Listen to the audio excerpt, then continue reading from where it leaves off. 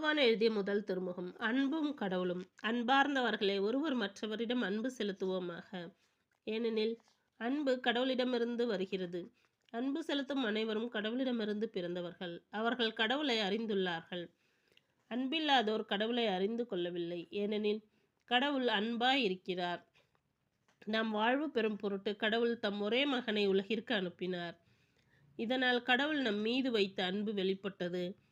நாம் கடவுள் மீது அன்பு கொண்டுள்ளோம் என்பதில் அல்ல, மாறாக அவர் நம் மீது அன்பு கொண்டு தம் மகனை நம் பாவங்களுக்கு கழுவாயாக அனுப்பினார் என்பதில்தான் அன்பின் தன்மை விளங்குகிறது.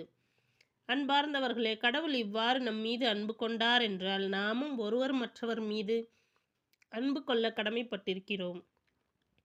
கடவுளை எவரும் என்றுமே கண்டதில்லை. நாம் ஒருவர் மற்றவரிடம் அன்பு கொண்டுள்ளோம் என்றால் கடவுள் நம்மோடு இணைந்திருப்பார். அவரது அன்பு நம்மிடம் நிலை பெறும். அவர் தமது ஆவியை நமக்கு அருளியதால் நாம் அவரோடு இணைந்திருக்கிறோம் எனவும் அவர் நம்மிடம் இணைந்திருக்கிறார் எனவும் அறிந்து கொள்கிறோம். தந்தை தம் மகனை உலகிற்கு மீட்பராக அனுப்பினார் என்பதை நாங்களே கண்டறிந்தோம், சான்றும் பகர்கிறோம். இயேசுவே இறைமகன் என ஏற்று அறிக்கையிடுபவரோடு கடவுள் இணைந்திருக்கிறார். அவரும் கடவுளோடு இணைந்திருக்கிறார். கடவுள் நம்மிடம் கொண்டுள்ள அன்பை அறிந்துள்ளோம், அதை நம்புகிறோம். கடவுள் அன்பாய் இருக்கிறார். அன்பில் நிலைத்திருக்கிறவர் கடவுளோடு இணைந்திருக்கிறார். கடவுளும் அவரோடு இணைந்திருக்கிறார். கடவுள் இருப்பது போல் நாமும் இவ்வுலகில் இருக்கிறோம். எனவே தீர்ப்பு நாளில் உறுதியான நம்பிக்கை கொண்டிருப்போம். இவ்வாறு நம்மிடையே உள்ள அன்பு நிறைவடைகிறது. அன்பில் அச்சத்திற்கு இடமில்லை, மாறாக நிறை அன்பு அச்சத்தை அகற்றிவிடும். ஏனெனில் அச்சத்தில் தண்டனை உணர்வு அடங்கியுள்ளது.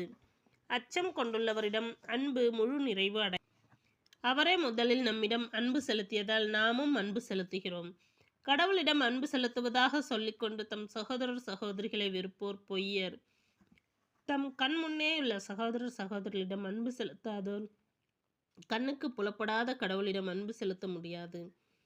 கடவுளிடம் அன்பு செலுத்துவோர் தம் சகோதரர் சகோதரிகளிடமும் அன்பு செலுத்த வேண்டும். இதுவே அவரிடமிருந்து நாம் பெற்ற கட்டளை. நம்பிக்கை.